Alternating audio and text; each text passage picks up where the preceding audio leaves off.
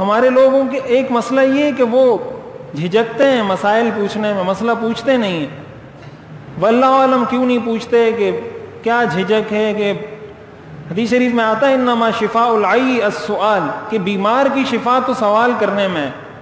یعنی اگر کوئی شخص بیمار کا مطلب یہ ہے کہ کسی کو جہالت ہے، جہالت کی بیماری ہے اور وہ اپنی اس بیماری کو دور کرنا چاہتا ہے، اس کا حل یہ ہے کہ جا کے بیٹھے کسی سے پوچھے۔ جب تک آپ نہیں پوچھیں گے، اب مجھے تو نہیں پتا نا کہ آپ سے ظہر کی نماز میں کیا غلطی ہوئی ہے، یا آپ سے فجر کی نماز میں کیا غلطی ہوئی ہے، یا کل عصر میں جو آپ نماز پڑھ رہے تھے تو آپ سے یہ غلطی ہو گئی تھی۔ میرے پاس تو کوئی ایسا کوئی سسٹم نہیں ہے، یا امام صاحب کے پاس، یا کسی مفتی صاحب کے پاس، یا کسی مولوی صاحب کے پاس، ایسا تو کوئی سسٹم ہمارے پاس نہیں ہے کہ ہمیں پتہ چل جائے کہ اس سے یہ غلطی ہوئی تھی تو ہم خود آ کے بتا دیں۔ پتہ اسی وقت چلے گا، آپ جائیں گے پوچھیں گے بھائی یہ ہم سے یہ غلطی ہوئی تھی، نماز ہوئی نہیں ہوئی، کیا حکم ہے کیا حکم نہیں ہے، تو جواب آتا ہوگا تو جواب بتا دیا جائے گا کہ بھائی اس کا یہ جواب ہے۔ لیکن پوچھنا ضرور چاہیے، اور پوچھنے میں بھی ایک چیز یہ یاد رکھنی چاہیے کہ بعض لوگ پوچھتے ہی نہیں ہیں، اور بعض لوگ جب پوچھتے ہیں تو اوٹ پٹانگ سوالات کرنا شروع کر دیتے ہیں۔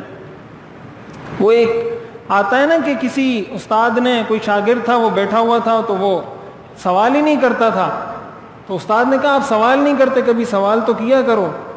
تو اس نے کہا چلو ٹھیک ہے سوال کروں گا۔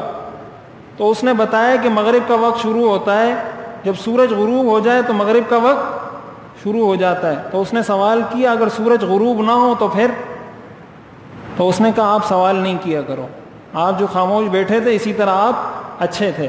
تو سوال کبھی انسان کو خود پتہ چل جاتا ہے، اس کا معیار یہ ہے کہ آیا اس سوال کا آپ کی پریکٹیکل لائف سے، عملی زندگی سے کوئی تعلق ہے یا نہیں۔ آپ سے قبر میں اس کے بارے میں پوچھا جائے گا یا نہیں، آپ سے قیامت کے دن اس کا حساب ہوگا یا نہیں۔ اگر نہیں ہونا، اور اس طرح کے فضول سوالات جس سے انسان خود بھی الجھے اور زیادہ پریشان ہو، اس کا مسئلہ، اس کی گتھی سلجھے نہیں تو اور پریشان ہوگا۔ تو ایسے سوالات میں اسی لیے حدیث شریف میں آتا ہے کہ تقدیر کے بارے میں بحث مباحثے سے حضور علیہ الصلاۃ والسلام نے منع فرمایا۔ ایک مرتبہ حضور علیہ الصلاۃ والسلام تشریف لائے تو صحابہ تقدیر کے بارے میں بحث مباحثہ کر رہے تھے، تو حدیث شریف میں آتا ہے کہ آپ اتنے غصے ہوئے، اتنا آپ کا چہرہ سرخ ہو گیا گویا آپ کے چہرے پر کسی نے انار کو نچوڑ دیا ہو، اتنا لال ہو گیا آپ کا چہرہ مبارک غصے کی وجہ سے۔ اور پھر آپ نے فرمایا کہ کیا اس مقصد کے لیے میں تمہارے اندر بھیجا گیا ہوں کہ تم ان چیزوں پر بحث مباحثہ کرو؟